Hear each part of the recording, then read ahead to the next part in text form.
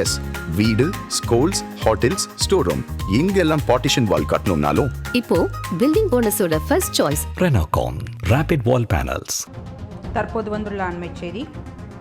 மழைக்கு முன் டெல்டா வாய்க்கால்களை தூர்வார வேண்டும் என பலமுறை வலியுறுத்தியும் திமுக அரசு அலட்சியம் செய்ததால் நெல் வயல்களில் நீர் மூழ்கி விவசாயிகள் நஷ்டமடைந்தனர் என இபிஎஸ் குற்றச்சாட்டு.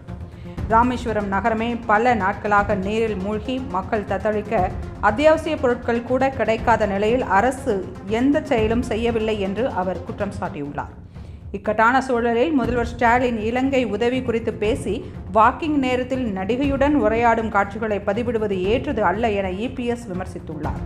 கண்ட்ரோல் ரூமில் உட்கார்ந்து ஷூட்டிங் நடத்துவது போதாது, முதல்வர் நேரில் சென்று பார்த்தால்தான் அமைச்சர்கள் அதிகாரிகள் துரிதமாக நிவாரண நடவடிக்கை எடுப்பார்கள் என வலியுறுத்தியுள்ளார்.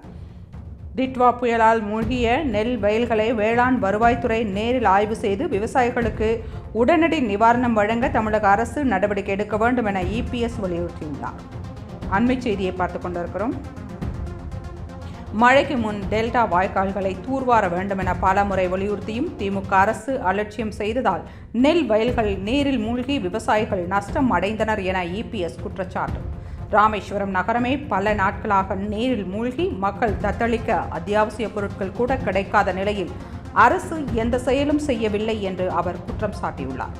இக்கட்டான சூழலில் முதல்வர் ஸ்டாலின் இலங்கைக்கு உதவி குறித்து பேசி வாக்கிங் நேரத்தில் நடிகையுடன் உரையாடும் காட்சிகளை பதிவிடுவது ஏற்றது அல்ல என இபிஎஸ் விமர்சித்துள்ளார்.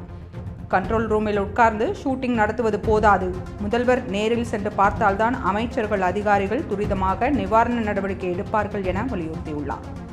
டிட்வா புயலால் மூழ்கிய நெல் வயல்களை வேளாண் வருவாய்த்துறை நேரில் ஆய்வு செய்து விவசாயிகளுக்கு உடனடி நிவாரணம் வழங்க தமிழக அரசு நடவடிக்கை எடுக்க வேண்டும் என இபிஎஸ் வலியுறுத்தியுள்ளார்.